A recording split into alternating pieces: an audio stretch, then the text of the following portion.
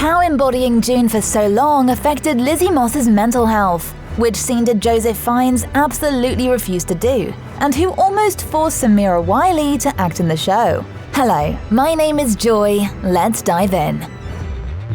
Elisabeth Moss. As we all await the premiere of The Handmaid's Tale Season 4, the series' key star reveals she's actually directed 3 of the episodes. You heard that right. Elisabeth Moss had her executive producer debut this time, so her working schedule was crazier than ever. Even showrunner Bruce Miller said the TV series will keep going so long as Elisabeth Moss remains involved. Luckily, they all have fun on the set. And it would be like, can you, Lizzie, we got this drone shot we need you to do. Moss says it's going to be a huge season with exciting developments for characters. This season is delivering the idea that life is short, and it's especially relevant after what we went through with COVID-19, Lizzie revealed to Metro. However, let's be honest, living in June's skin for so long must be exhausting.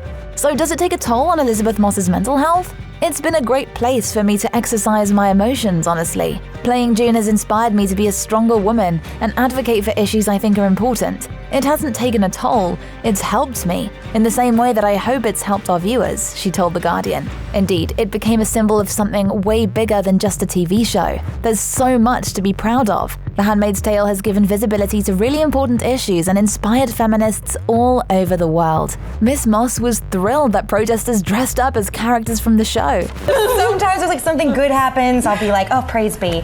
Yes, she feels proud when she puts it on. June might wear a cape sometimes, but she's not a superhero. She doesn't have any special skills except following her heart and refusing to give up. We can't agree more. After all, Gilead is not as insane and dystopian as it seems. It's the ugly truth. That's why Lizzie's favorite scenes are those that incorporate reality. Do you remember the one where June finds a DVD of Friends? The actress promised they're doing more of that in the upcoming season. One thing's for sure, such a tough schedule and regular use of Gilead's particular terminology had consequences, like adopting some of those words into real life. I get inspired when I see women out there wearing that costume and standing up for what they believe. And Elisabeth Moss is not the only star to do this. Keep watching to discover which of her co-stars knows her pain. Yvonne Strahovski. This actress is Lizzie's greatest fan in real life. However, in the show, we know her as quite the opposite of that. The way she treats June in the first 2 seasons is sickening. Still, despite all the horrible things Serena does, it's hard not to feel sympathy for her. Oh, what a despicable baddie. The complexity of her character drives the plot in several different directions, and each choice she makes radically changes the game. However, how does it feel to act out this sickening behavior on a daily, weekly, yearly basis? It's a deep dive into many intricacies of anguish and how to play those differently each time, Yvonne revealed during conversations at home. Imagine what it must have been like to shoot that scene at the Lincoln Memorial, transforming DC into a Gilead nightmare with 200 extras wearing the same uniform. Everyone on set was apparently very respectful, but Yvonne did feel quite gross standing up there at the memorial in her Serena outfit with Joseph Fiennes next to her and all the Gilead flags. Strahovski recalled it felt very wrong. Still, shooting such a powerful scene gave her a great experience. It's not a secret that The Handmaid's Tale has been inspired by Nazi imagery from the very beginning, but was it politically motivated? Some might think that the current-day politics drew the cast to the project, but they'd be wrong. Yvonne Strahovski knows that the writers don't intentionally create stories around current events, but these events sometimes align coincidentally. She adores how pertinent the show has become since they started making it. Probably the only thing Yvonne hates about The Handmaid's Tale is the table reads. It's the worst environment for her. But then some people get fired off of table reads. Joseph Fiennes. Many feminists have identified closely with the book, but how has the women's rights theme affected the male cast members? Joseph Fiennes told the cheat sheet that the show really opened his eyes to many other injustices that affect women today. It's a feminist piece all about that. A woman stripped of her rights and how she navigates surviving in this totalitarian theocracy, this male-dominated world, he said on the red carpet. Current events and injustices inspire Joe for the show. The actor explains the success of The Handmaid's Tale quite accurately, saying there are many Gileadiations which are modern. Apparently, he understands Commander Fred Waterford better than anyone. Having the backstory of Gilead in the last season really helped Joe with that. So, when Joe had a rape scene, he pushed against it, as he felt it didn't fit in with his character. He elaborated that it's mainly because Yvonne had already found a great route for her character and it didn't require such a scene. The actors actually get to voice their opinion on this set, right? Yes, they even direct episodes, like Lizzie Moss. By the way, Jo was a big fan of her directing skills, pointing out she knows the material and the actors like no one else and really is a creative natural. Once in a blue moon, you are a part of a piece of machinery where all the talents converge together. You think about the great directors. Indeed, collaboration is key, especially when you're under the pressure of making a TV show. Can you imagine that often the Handmaid's Tale scripts come to the actors only a week before they actually start filming? That's crazy! Ann Dowd. This actress may be playing the scary Aunt Lydia, but what she found scarier is that the fictional story could happen.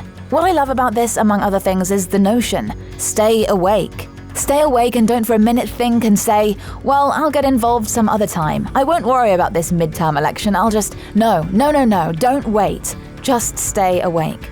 Ann Dowd said at the Tribeca talk. Thankfully, Ann Dowd doesn't share Lydia's beliefs. One would hope, right? Her approach, however, is not to judge her character completely. Dowd treats her acting role like a relationship. An inner dialogue with Lydia is important. Thinking she's the spawn of Satan is just counterproductive to her acting, even if Lydia really is a right meanie. My job is to make sure you understand that I can teach you something that enhances the meaning in your life. So what helped her to find the vulnerability and weakness in her character? Ann Dowd went to a Catholic school as a kid, and she recalls having a very strict nun teacher. She wouldn't let her go to basketball practice until she finished her job of sweeping and tidying the school. Dowd wanted to snap at her, but years later she realized the value of this experience, as this teacher taught her that she wasn't special. So Ann learned to work hard, and one day it brought her an Emmy. Well, I think this is a dream, you know? Yes, Ann Dowd used her own experience to understand her character's devotion to the faith. She asked Bruce Miller, the showrunner of Handmaid's Tale, what do you think she did before Gilead? And he thought she would have most likely been the teacher. Can you even think of a more fitting role for her character? Tell us in the comments. Anyways, Dowd loves Lydia. She understands her to some degree. In a world that's falling to pieces, where the birth rate is extremely low, some rules are changed dramatically. The actress has a lot of fun playing her harsh character and scares everyone on set and beyond. She often tells about all the reactions she gets when people see her in public. Once, a woman recognized her on an airport escalator and ran away as soon as Anne confirmed she was indeed the lady who plays Lydia. I'm good here. We're all good. I'm carrying luggage. Can't do much to you. Yes, she's that scary of a character. Samira Wiley. Also known as Poussey from Orange is the New Black, this actress originally didn't want to be a part of the show. What? Well, she was afraid of being labeled as a gay actress, especially since Orange is the New Black, where she played a lesbian. On the other hand, the Netflix show brought her true love. Samira has been married to Lauren Morelli, one of its writers, for over 6 years. Moreover, her wife was the one who encouraged her to accept the Handmaid's Tale offer. Samira was unfamiliar with Margaret Atwood and her novel that the show's based on, but her wife wasn't. Lauren told her wife, "If you're gonna be gay for somebody, you need to be gay for this. I know you're out here trying to do your thing and be all the colors of the rainbow, but if you're gonna do it, this is the one." Samira Wiley gleaned so much from Moira: activism, sticking up for what's right, and refusing to back down. However, sometimes it was scary to be making a show that's supposed to be fiction and then opening your newspaper and seeing a headline that made her go, "Wait, is this from the script?" It's really, really weird. What a thrill to be part of a show that says something that society needs to hear. Samira's fans also keep surprising her. Once the actress was on a plane and the flight attendant happened to be an undercover fan. And when I got my food, blessed be the fruit. And which pun would you make? Please share with us. Max Minghella. Now, what about the good guys on The Handmaid's Tale? No easy answers here. Sort of smashing all of these infrastructures that we've set up and literally burning the house down. We've been rooting for Nick Blaine and June Osborne's romance, but should we give up on it? Everybody in The Handmaid's Tale has shades of grey to a degree, and playing someone ambiguous is always fun. Probably seeing Nick's dark side influenced June's perception of herself? If you look at it from a slightly different direction, June is learning that even a nice guy could have done horrible things, showrunner Bruce Miller told Den of Geek. And that gives her permission to be a nice person who does horrible things. Anyways, Max Minghella really enjoys playing Nick and even finds him quite straightforward. In just a few days, we'll probably see him having to choose between June and Gilead. Trailers promise us lots of Nick, which is good news as we still remember how many of his scenes in Season 3 were filmed and never used. Which cliffhangers will his prominent role bring us? We'll know very soon.